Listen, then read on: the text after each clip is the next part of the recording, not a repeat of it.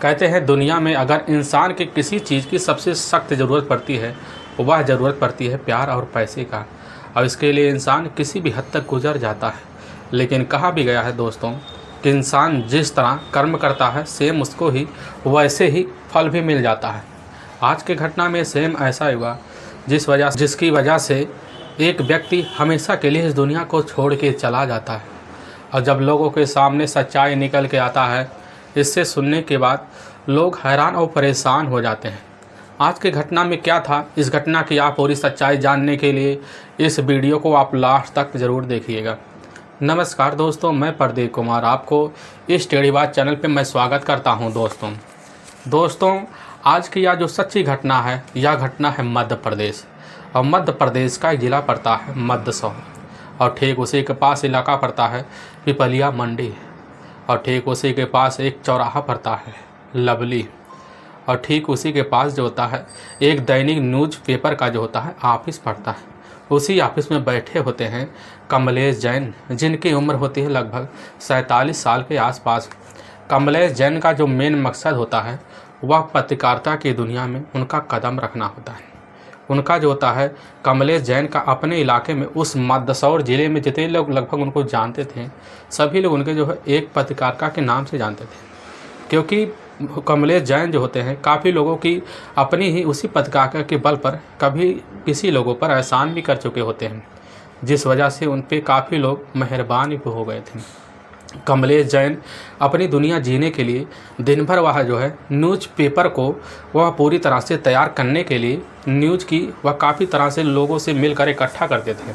और साथ में उनके एक हितैषी होते थे पतरिया, उन्हीं के साथ मिलकर वह जो होते हैं पूरे न्यूज़ पेपर को तैयार करते। और जो उसका लास्ट जो डिकेशन निकलता था वह पिपरिया से निकलता था, और इसके बाद उस न्यूज़ को ले जाकर उन्हीं के द्वारा पूरी तरह प्रकाशित कर देते थे। और इस तरह शाम को उसको जब पूरी छुट्टी पाते थे तो अपनी जो है ज़िंदगी जीने के लिए अपने जो है दोस्तों के साथ जाकर एंजॉय करते थे। एंजॉय करने में उनकी ज़िंदगी जो होती है आए दिन ऐसे चलती रहती है।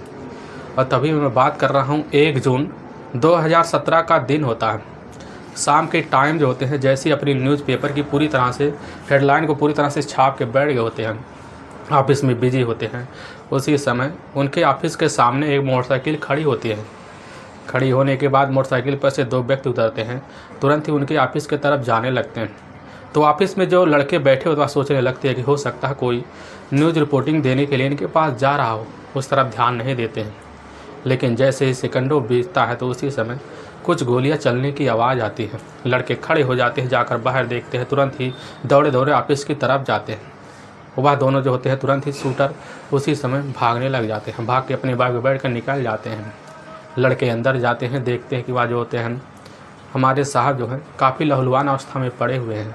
उसी समय जो हल्ला शराबा होने लगता है। हल्ला शराबे होने के बाद ऑफिस के जितने भी कर्मचारी होते हैं सभी एम्प्लॉय इकट्ठा हो जाते हैं। इकट्ठा होने के बाद काफ़ी लोग, उसमें से एक व्यक्ति होता है पिपलिया जो होता है मंडी पुलिस थाने में फ़ोन कर देता है। करने के बाद वहाँ के थाना एसपी होते हैं तुरंत ही वहाँ घटना पर पहुँचते हैं। अब मुआयना करना शुरू कर देते हैं। जैसे ही करने लग जाते हैं तो देखते वहाँ जो होते हैं कमलेश जैन की जो हालत है काफ़ी बेसुध हो चुकी है। तुरंत ही एम्बुलेंस बुलाते हैं। एम्बुलेंस बुलाने के बाद उनको अपने नज़दीकी सरकारी अस्पताल मंदसौर में ले जाते हैं। वहाँ ले जाने के बाद जैसे ही पहुँचने लगते हैं कुछ दूर रह जाता है तो वहीं पर उनके ही रास्ते में ही मौत हो जाती है। लेकिन उनको अस्पताल ले जाते हैं, डॉक्टर जो तुरंत ही उनको मृत घोषित कर देते हैं। वहाँ इसकी खबर जो है तुरंत ही आसपास लोगों में पहुँच जाती है। कमलेश जैन के जितने हितैषी थे, जितने उनके जानने वाले थे, जितने उनके पहचानने वाले होते हैं, सब उनके बारे में पता चल गया होता है। क्योंकि वह जो होते हैं वह एक दैनिक पेपर के पत्रकार हुए थे। इसी वजह से उनके लोग काफ़ी जानने वाले थे। सब इकट्ठा हो जाते हैं, सभी सोचने लग जाते हैं कि आखिर इनके साथ कौन कर सकता है। वहाँ के एसपी खड़े होते हैं। एसपी जो होते हैं उन्हीं एम्प्लॉयर से पूछने लग जाते हैं कि यह सब कैसे हुआ। उसी में से एक एम्प्लॉयर होता बताने लग जाता है कि साहब हम लोग अपने न्यूज़पेपर की तैयारी करने में लगे हुए थे। शाम का टाइम होता है, उसी वजह के 2 लड़के आते हैं। वो अंदर घुसते, हमें नहीं पता था वह जाके क्या किए, लेकिन जैसे हमने गोलियों की आवाज़ सुनी तो जाकर देखा उनका यह हश्र हो गया। और उसी में से एक व्यक्ति जो है आपको सूचना दे दिया। वह सोचने लग जाते हैं कि आखिर यह सब इनसे कौन कर सकता है। इसी बिना पर पुलिस की टीम तुरंत ही अब जो होते हैं कमलेश जैन के घर परिवार वालों को सूचना दे देती है।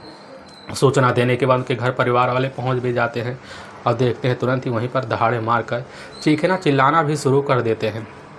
करने के बाद जो है सब वहाँ उन्हीं लोगों को शांत करवाते हैं, समझाते बुझाते हैं, लेकिन शांत भी होते हैं। और पुलिस जो होती है उसी समय इनकी बॉडी को वहाँ पोस्टमार्टम के लिए उसी अस्पताल में भिजवा देती है, फिर मोर्चरी में भी रखवा देती है। इसके बाद इस केस की छानबीन करने के लिए सबसे पहले उन्हीं परिवार वालों से पूछा जाता है, क्या तुम्हें किसी के ऊपर शंका है? तो उनके परिवार वाले बताने लगे, साहब हमें पूरा विश्वास है कि हमारे बेटे जो होते हैं कमलेश जैन के साथ आज लगभग 4 दिन पहले 5 व्यक्तियों के साथ उसी के इलाके में जाकर अफरा तफरी हो गया था। उन्हीं की वजह से उनके झगड़े तकरार भी हो गए थे। हमें पूरा विश्वास उन्हीं लोगों ने किया। पुलिस जो होती है उन्हीं 5 लोगों की विरुद्ध होती है नामजद हत्या का मुकदमा दर्ज कर लेती है। धारा 302 के तहत इस केस में जो होती है अब कड़ाई से छानबीन करना शुरू कर देती है। सबसे पहले जो पुलिस का पूरा विश्वास होता है वह जाकर उन 5 व्यक्तियों पर टूटता है। वह 5 व्यक्तियों को टूटने की वजह से पुलिस इनके जो होता है ऊपर काफ़ी खबरी लगा देती है। खबरी लगाने के बाद सबसे पहले उन्हीं व्यक्तियों में से एक मोबाइल नंबर लेती है। उनका मोबाइल नंबर टेरेस पे लगा दिया जाता है और जब लगा दिया जाता है तो पुलिस इस केस की छानबीन कर ही रही होती है। तभी पत्रकारिता के दुनिया में जितने भी इनके होते हैं हितैषी सब लोग वहाँ पर आके पुलिस थाना घेर लेते हैं, काफ़ी दंगा करते, शोर शराबा करते हैं। थाना प्रभारी उनको जाकर शांत करवा समझा देते हैं, लेकिन वह लोग भी मान जाते हैं। इधर पुलिस जो इन 5 लोगों को अपनी कस्टडी में लेने के लिए लगी रहती है। तभी पुलिस को पता चलता है कि इन 5 में से 2 व्यक्ति जो हैं राजस्थान के गांव में छिपे हुए हैं। पुलिस की टीम जाती है, इन जो होता है लगभग उन दोनों व्यक्तियों को 4 जून 2017 को हुई अपनी कस्टडी में उसी गांव से लेती है। जब इनको ले आती है थाने से जब पूछताछ शुरू करती है तो दोनों जो होते हैं बताने लग जाते हैं कि साहब हमारा इतना झगड़ा नहीं हुआ था कि हम किसी की जान ले सकें, बस हमारी उसी न्यूज़ के लिए हुआ था क्योंकि हमारी न्यूज़ की जो हमें छापना था उसके लिए काफ़ी ज़्यादा पैसे मांग रहे थे, जिसकी वजह से ना दे पाए। इसी बीच हमारे बीच झगड़े तकरार हो गए थे। पुलिस जब कोई सबूत नहीं पाती तो इन दोनों लोगों को छोड़ देती है। अब पुलिस करे तो करे क्या, इस केस को काफ़ी किस एंगल से छानबीन करे, क्योंकि पुलिस के सामने एक काफ़ी कड़ा संघर्ष भरा यह केस हो जाता है। काफ़ी चर्चित माना जाने वाले व्यक्ति का केस था, इसीलिए पुलिस अब करे तो करेगा। इसीलिए चीज़ की जो खबर होती है साथ में मदसौर के ही एसएचओ को दे दिया जाता है। एसएचओ जो होते हैं इस केस की छानबीन करने के लिए टीमों का गठन करते हैं, लेकिन तभी केस की छानबीन करते करते लगभग 1.5 महीने का पूरा वक्त बीत जाता है, लेकिन कमलेश जैन के हत्यारे के बारे में कुछ भी पता नहीं चलता है। और इसी वजह से काफ़ी लोग गांव के लोग धरना देना शुरू कर देते हैं, जिसकी वजह से वहाँ के अब जो होते हैं आईएसओ भी काफ़ी हैरान हो जाते हैं। इस केस की अब काफ़ी संज्ञान से लेना शुरू कर देते हैं। सबसे पहले वहाँ के जो होते हैं थाना प्रभारी, पिपलिया मंडी के थाना प्रभारी को तुरंत निर्देश देते हैं कि इस केस की छानबीन करने के लिए चाहे जो भी करना पड़े तुम किसी भी हद तक जा सकते हो। इसके बाद वहाँ के थाना प्रभारी तुरंत ही इस केस की छानबीन करने के लिए पूरी जद्दोजहद तैयारी भी कर लेते हैं। लेकिन पुलिस की जो नज़र होती है वह सोचने लग जाती है क्यों ना इस केस की सबसे पहले एंगल जो अगर देखा जाए तो देखा जाए कि यह व्यक्ति जो है इस काम में कितनों साल से हैं। तभी पुलिस के सामने खबर ही आता, वह पूरी बात बता देता। सा कहने लगता कि साहब कमलेश जैन होते लगभग इस काम को 25 साल से कर रहे हैं, और जब करते हैं तो किसी ने लोगों से दुश्मनी भी मोल ले लेते हैं। हो सकता है उन्हीं कोई दुश्मन ऐसा बन चुका हो जिसकी वजह से उनके पीछे पड़ गया हो और वही जान ले चुका हो। और जब पुलिस खबर पाते हैं लगभग अपने इलाके उनके जाने पहचाने के लोगों से वह मिलते हैं, लेकिन कोई सबूत नहीं मिलता। पुलिस जो होती है सबसे पहले इनके न्यूज़पेपरों की लगभग 6 महीने का जो होता है न्यूज़पेपर काफ़ी बारीकी से देखती है, लेकिन उनमें कोई क्लू नहीं मिलता। अब पुलिस के सामने जैसे जैसे केस आगे बढ़ रहा होता, काफ़ी चैलेंज भरा केस होते जा रहा था। अब पुलिस का जो निगाह होता है सबसे पहले अब जाकर जो दूसरी निगाह होता है वह जाकर टिकता है कमलेश के जीवनी पर। कमलेश के जीवनी के बारे में पुलिस जो होती है खबरों को अलर्ट कर दे, उससे पूछने लग जाती है कि एक बार यहाँ पता करो, इस समय इनकी उम्र 47 साल है, तो क्या इनके जीवन में अभी तक कोई लड़की नहीं आई? क्योंकि जो कमलेश होते हैं उनके जीवन में अभी तक कोई उनकी शादी भी नहीं हुई थी। इसी वजह से पुलिस को काफ़ी अचंभा सा लगा। और जब पुलिस उनके घर परिवार से पूछने लग जाती है तो उसके घर वाले कहते हैं कि साहब आज तक हमारे बेटे ने शादी नहीं की, और वह शादी करने के लिए भी तैयारी कर रहा होता है। ठीक लगभग 2 दिन बाद यानी कि 3 जून 2017 की उसकी शादी भी थी। और खबरी जैसे खबर पाते आकर थाना प्रभारी को देते हैं। थाना प्रभारी जो होते हैं अब सिंगल को काफ़ी बारीकी से जांच कर फिर करना भी शुरू कर देते हैं। सबसे पहले कमलेश जैन का जो मोबाइल नंबर होता है उसके मोबाइल नंबर का पूरा कॉल डिटेल निकालते हैं। और जब कॉल डिटेल निकालते हैं तो काफ़ी चौंकाने वाला खुलासा भी हो जाता है। पता चलता है कमलेश जैन जो होता है अपने मोबाइल से लगातार लगभग अगर 24 घंटे होते उसमें जो होता है 10 घंटे लगातार 10 लड़कियों से बात करता था। और जब उनके बारे में पुलिस पता करती है तो पता चलता है उनके सबके तो पति थे, लेकिन उनके पति को इनके संबंध के बारे में सबको पता था, लेकिन इसमें कोई दखल अंदाजी करने वाला नहीं होता है। और तभी पुलिस के सामने सोचने लग जाती है कि आखिर यह सब कौन कर सकता है। इसी बिना पर पुलिस जो थी सबसे पहले जो लास्ट बात हुआ था वह देखने लग जाती, किससे बात हुआ था। तभी पता चलता है किसी पिपलिया की जो मंडी पर था उसी मंडी की रहने वाली होती है प्रीति। उसी प्रीति से बात हुआ था। जब पुलिस उसी प्रीति के पास जाती है तो उसको भी कस्टडी में लेती है, उससे पूछताछ करती है, लेकिन प्रीति कहती है कि साहब हमारा तो बात हुआ था, लेकिन हमारा और उससे काफ़ी दिनों से प्रेम प्रसंग चल रहा, हमारी दोनों की काफ़ी दिनों संबंध भी है और हमने ऐसा कोई कदम नहीं उठाया जिसकी वजह से हम अपने ही प्रेमी की जान ले सकें। अब पुलिस उसी समय अब प्रीति को भी छोड़ देती है, लेकिन प्रीति पुलिस के सामने एक चौंकाने वाली खुलासा भी कर दी। बताने लगती कि साहब इसी पिपलिया मंडी के रहने वाले एक काफ़ी जो होते हैं वरिष्ठ व्यापारी होते हैं, उन्हीं की जो बहू होती है, उसी बहू के साथ जो होता है जिसका नाम होता है संध्या, उसी के साथ कमलेश का जो होता है काफ़ी दिनों से चक्कर था, उसी के साथ शादी होने वाला था। हो सकता है संदेह के परिवार वालों जो होते हैं ससुराल वाले उसमें दखल अंदाजी कर रहे होते हैं, लेकिन हो सकता है इनको यह रिश्ता मंजूर नहीं हो। अब जैसे इस बात को वहाँ के थाना प्रभारी सुनते हैं, सुनने के बाद इस केस को काफ़ी जो होता है संज्ञान से लेते हैं और जो होते संध्या के ससुराल वालों का तुरंत ही उसी समय कॉल डिटेल निकालते हैं। और जब उनका एक एक कॉल डिटेल निकाला जाता है, संध्या का जो जेठ होता है वह होता है सुधीर जैन। जब पुलिस उसकी कॉल डिटेल निकालती है तो उसी कॉल डिटेल में पता चलता है कि घटना वाले दिन ही सुधीर जैन का ही अपने ही खास दोस्त होता है, जिसका नाम होता है धीरज अग्रवाल। धीरज अग्रवाल से लगातार कई घंटों जो होता है सुधीर और धीरज के बीच बात हुआ था और पुलिस इन दोनों की बातों पर शंका करने लगती है। तभी पुलिस जो होती है अब धीरज अग्रवाल के मोबाइल नंबर का कॉल डिटेल निकालती है और जब उसके कॉल डिटेल निकालती है तो उसमें काफ़ी चौंकाने वाला खुलासा भी हो जाता है। पता चलता है कि प्रतापगढ़ के ही जेल में बंद हुआ एक काफ़ी खुखार अपराधी होता है, जिसका नाम होता है आजम लाला। आजम लाला से उसी दिन कुछ घंटों अभी बात किया था। पुलिस को जैसे पता लग जाता है कि आजम लाला के बारे में पता लगता है कि आजम लाला तो एक खुखार अपराधी है, वह किसी की भी काम करने के लिए किसी भी हद तक जा सकता है। और पुलिस जब उसका कॉल डिटेल निकालती आजम लाला का भी, तो पता चलता है आजम लाला का जो अपना ही काफ़ी एक छोटा बेटा होता है जो नाबालिग अवस्था में होता है, जिसका नाम होता है रज्जाक लाला। रज्जाक लाला के बारे में जैसे पुलिस को पता चलता है रज्जाक लाला तो अपने घर पर ही पुलिस की एक टीम जाती है, रज्जाक लाला के घर पर ही उसको अरेस्ट करती है। जब रज्जाक लाला को जब अपने कस्टडी में लेती है उसको थाने ले आती है। अब उसके सामने जब सारा कॉल डिटेल निकाल के रख देती है पुलिस, रखने के बाद रज्जाक लाला का जो चेहरा होता है वह पूरी तरह से उतर चुका होता है और पुलिस के सामने एकदम टूट जाता है। और जब पुलिस अपने पुलिसिया अंदाज में आती है तो रज्जाक लाला जो होता है पुलिस के सामने एक एक करके पूरी सच्चाई रखना शुरू कर देता है।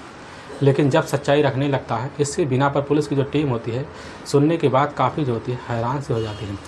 रज्जाक लाला पुलिस के सामने बताने लग जाता है कि साहब आज से लगभग कुछ साल पहले जो होता है कमलेश जैन अपने इलाके में जो होता है काफ़ी जाना माना पत्रकार के दहलीज पर इस तरह पहुंच गया होता है कि अपने जो होता है ज़िंदगी जीने लगा होता है। लेकिन वह किसी लोगों से भी दुश्मनी भी ले लेता था। कहीं पर अगर कोई भी काम होता था तो उस काम को वह देख लेता और सुन लेता तो तुरंत अपने न्यूज़पेपर में छाप देता था, जिसकी वजह से वह व्यक्ति उससे खपा रहने लगते थे। यानी कि धीरे धीरे अब जो होता है कमलेश जैन की ज़िंदगी इसी बिना पर जीना भी शुरू कर देता है। लेकिन जीने भी लगता है। अब कमलेश जैन की जो ज़िंदगी का सबसे बड़ा जरिया होता है वह उसका अयासी का जरिया बचा था।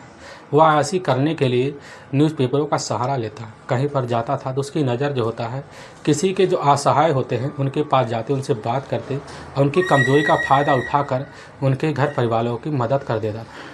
और उसी में से जो औरत है तो उसकी हितैषी काफ़ी ज़्यादा बन जाता था और उन्हीं के साथ जो है मिलकर उसके साथ जब प्रेम प्रसंग करता उन्हीं के साथ जो संबंध बनाया बैठता था। धीरे धीरे जो था कमलेश जैन के ऐसे लगभग 10 औरतों के साथ संबंध बन चुके होते हैं। इसके बारे में जब उनके पतियों को खबर लगता तो उनके पति भी इस चीज़ में दखलंदाजी करने के लिए नहीं आते थे, क्योंकि उनके पता था अगर हमें दखलंदाजी करेंगे तो हमारे साथ काफ़ी बुरा सा होगा। लेकिन धीरे धीरे कमलेश जैन की ज़िंदगी जो है ऐसे चलना लगा, वक्त गुजरने लगा। कमलेश जैन के खास ही उसी इलाके की रहने वाली होती है प्रीति। प्रीति जो होती है कमलेश जैन के इतनी ज़्यादा करीब आ गई थी कि प्रीति तो देखने में काफ़ी खूबसूरत भी थी। उस समय प्रीति की भी शादी नहीं हुई थी, लेकिन कमलेश की जो उम्र थी वह लगभग 45 से आसपास थी। लेकिन प्रीति की जो उम्र थी वह 19 साल के बीच थी। अब इन दोनों का जो है मुलाकात उसी मंडी में हुआ। मुलाकात होने के बाद इन दोनों का प्रेम प्रसंग शुरू हो गया। प्रेम प्रसंग इनका बढ़ता चला गया। और प्रीति जो होती है वह जब कमलेश को देखती है तो उसकी हैसियत देखकर काफ़ी खुश हो जाती है। उसको लगने लगता है इससे अच्छा पति हमें नहीं मिल सकता, इसीलिए उसके साथ चक्कर चलाना शुरू कर दिया और उसके मन मुताबिक जो होता है बातों में प्रीति चलना शुरू कर देती है। दोनों का जो होता है आपस में ही कभी कभी मेल मिलाप होता है, लेकिन जाकर होटल में प्रीति और कमलेश संबंध बना लेते हैं। संबंध का सिलसिला यूँ चलने लगता है, धीरे धीरे वक्त गुजरने लगता है। लेकिन इसी बीच एक दिन जो होता है कमलेश ऑफिस में बैठा होता है। कमलेश ऑफिस बैठने की वजह से वह एकदम मासूम से बैठा है। उसी समय उसके सामने एक काफ़ी खूबसूरत लड़की आती है। वह लड़की कोई और नहीं होती, वह संध्या होती है। संध्या जो होती है एक विधवा होती है। उसी समय आकर कमलेश के सामने बताने लग जाते हैं कि साहब हमारा पति इस दुनिया में नहीं है और हमारे जेठ है जो है हमारी पूरी जायदाद हड़पना चाहते हैं। हमारे पति मरने के बाद उनका जो है जायदाद पर काफ़ी लालच बढ़ गया होता है, क्योंकि सुधीर सेठ वह व्यक्ति होता है जो लगभग अरबों का मालिक था, लेकिन उसके 3 भाई थे। लेकिन जब संध्या को जो पति इस दुनिया को छोड़ के चला गया तो वह संध्या को एक छोटा सा मकान दे दिया, उसमें संध्या रहने लगी। लेकिन संध्या अपनी दुनिया वहाँ पर नहीं जीना चाहती, इसीलिए अपने मायके आ गए। लेकिन मायके वाले ने उसको बता दिया कि तुम्हारी तो नाम बहुत प्रॉपर्टी है, तुम्हें जो है बहला फुसलाकर तुम्हारे जेठ ने तुम्हारे साथ नाइंसाफ़ी किया और इसीलिए इंसाफ हमें चाहिए साहब, इसके लिए हमें चाहे जिस कदम तक गुजरना पड़े। अब कमलेश उसी समय जैसे संध्या को देखता है तो देखने में खूबसूरती को देखता है तो कमलेश एक नज़र में वहीं पर दीवाना हो जाता है। और संध्या भी सोच लेती है कि अभी कमलेश की शादी नहीं होती है और इसी वजह से वह संध्या भी कमलेश की वहीं पर दीवानी हो जाती है। यानी कि दोनों का वहीं पर मेल मिलाप हो जाता है। मेल मिलाप के बाद इनका जो है रोज़ का मिलना जुलना शुरू हो जाता है। कमलेश संध्या को भरोसा दिलाता है कि हम तुम्हें न्याय जरूर दिलाएंगे, तुम्हारे प्रॉपर्टीज़ का जितना हिस्सा बनता है तुम्हें सब दिला देंगे। संध्या का पूरा विश्वास था कि हमारे जेठ से ही हमारा पूरा धन हमें वापस मिलेगा। अब इन्हीं दोनों के बीच जो होता है उसी समय प्रेम प्रसंग भी चलने लगे। प्रेम प्रसंग का सिलसिला या जब मन करता तो या भी होटल में जाते हुए संबंध बनाते। संबंध बनाने में इनका सिलसिला ऐसे चलता रहता। वक्त गुजरने लगा, तभी जो होता है कमलेश के मन में यह ख्याल आया क्यों ना हम संध्या से शादी करें। अगर संध्या शादी करेंगे उसकी जितनी भी प्रॉपर्टीज़ होगी करोड़ों की, वह सब हमारे नाम तो हो ही जाएगी। इसलिए कमलेश जो होता है संध्या के सामने शादी का खुला प्रपोज रख देता है। और संध्या जैसे सुनती है वो काफ़ी खुश हो जाती है। वह सोचने लगती है कि हमारे जीवन में इसके अलावा कोई दूसरा पति अच्छा ही हो ही नहीं सकता। संध्या भी इस रिश्ते को एक्सेप्ट कर लेती है। तभी यह दोनों मिलकर 3 जून 2017 को शादी करने के लिए पूरा फैसला ले लेते हैं। और जैसे इसकी खबर जो होता है कमलेश की पुरानी प्रेमिका जो होती है प्रीति को लगती है तो प्रीति के पैरों तले से ज़मीन से सक जाती है। वह सोचने लग जाती है कि हमारे रहते रहते हमारी दूसरी सौतन कैसे आ सकती है। इसीलिए इसकी खबर जो होता है संध्या के जेठ जो होते हैं सुधीर को दे देती है और सुधीर को काफ़ी ज़्यादा भड़का देती। वह कहने लगती है कि अगर जो है संध्या कमलेश से शादी कर लेगी तुम्हारी जितना प्रॉपर्टीज बनता हुआ सब उसके नाम करा देगी, तुम खोखे रह जाओगे। सुधीर जैन जैसे इस बात को सुनता काफ़ी घबरा सा जाता है। घबराने की वजह से वह सोचता है कि अगर प्रॉपर्टीज अपने नाम लेना है या अपने पास रखना है तो इसके लिए सबसे पहले कमलेश को ही इस रास्ते से हटाना पड़ेगा, क्योंकि कमलेश का जो है उसका पत्रकारिता का जो है व्यवहार काफ़ी ज़्यादा, इसकी वजह से उसकी दुनिया काफ़ी बड़ी है। अगर इस कदम को आगे बढ़ाएगा तो हमारा प्रॉपर्टीज आया हुआ हाथ से निकल जाएगा। और इसीलिए तुरंत ही वक्त होता सुधीर जैन वह कमलेश को हटाने का फैसला लेता है। सुधीर का अपना ही एक काफ़ी अच्छा सा दोस्त होता है, गहरा दोस्त होता है धीरज अग्रवाल। अब जाकर सुधीर जैन उससे मिलता है, अपनी सारी बात बता देता है। धीरज अग्रवाल तुरंत ही तैयार हो जाता है। तैयार होने के बाद जो होता है धीरज अग्रवाल का एक अपना खास कुख्यात अपराधी होता है जो उसके साथ काफ़ी हिला मिला होता है, जिसका नाम होता है आजम लाला। आजम लाला जो होता है प्रतापगढ़ के ही जेल में बंद होता है। अब फ़ोन के थ्रू जाकर आजम लाला से मिलता, सारी बात बताता है। आजम लाला जो होता है इस काम को करने के लिए 50 लाख रुपए की मांग कर देता है, जिसके बाद धीरज तुरंत ही तैयार हो जाता है। धीरज आकर तुरंत ही अब आकर सुधीर जैन से बात बताता है। सुधीर जैन तुरंत तैयार हो जाते हैं। उसी समय अपने जेब से निकाल कर 5 लाख रुपया जो होते हैं धीरज अग्रवाल को दे देते हैं। धीरज अग्रवाल घर पर जाते हैं। उसी समय वह जो होता है आजम लाला का बेटा होता है, वह होता है रज्जाक लाला, वहीं पर मौजूद होता है। उसको 5 लाख रुपया पकड़ाते हैं और रज्जाक लाला अपने पिता को बात बता देता फ़ोन करके। उसके पिता जो होते हैं रज्जाक लाला को बोल देते हैं इस काम को तुम्हें करना पड़ेगा, इसके लिए चाहे जो भी करना पड़े किसी भी सहारा ले लो। रज्जाक लाला का ही अपना एक हितैषी ही अपना ही चचेरा भाई होता है, वह कोई और नहीं होता, वह होता है सलीम लाला। सलीम लाला को जाकर अपनी सारी बात बताता है तो रज्जाक और सलीम मिलकर इस काम करने के लिए पूरी तैयारी कर लेते हैं। लेकिन देखते हैं कि पूरे इलाके में जो है किसानों का पूरा तरह से धरना है, जिसकी वजह से काफ़ी लोग इस चीज़ से काफ़ी सतर्क पुलिस वहाँ पर है और इस चीज़ का इंतज़ार करते करते लगभग महीने का वक्त बीत जाता है। तभी इनके जो पिता होते हैं यानी कि वह सुधीर जैन, उनसे जाकर यह कहने लग जाते हैं कि इस काम को तुम्हें इन दोनों की शादी से पहले ही अंजाम देना पड़ेगा, नहीं तो इस काम को तुम लोग छोड़ दो। अब रज्जाक इस बात को सुनता है, तुरंत कहता है हम इस काम को कर लेंगे, घबराओ मत आप। अब जो होता है रज्जाक और जो होता है तुरंत सलीम दोनों मिलकर तैयारी कर लेते हैं। तभी 1 जून 2017 का दिन होता है, शाम का टाइम होता है। शाम के टाइम जो होता है अपने ही उसी ऑफिस में बैठा होता है कमलेश जैन और बाइक लेकर रज्जाक और साथ में सलीम दोनों जाते हैं, वहीं पुत्र जाते हैं जाने उसके ऑफिस में।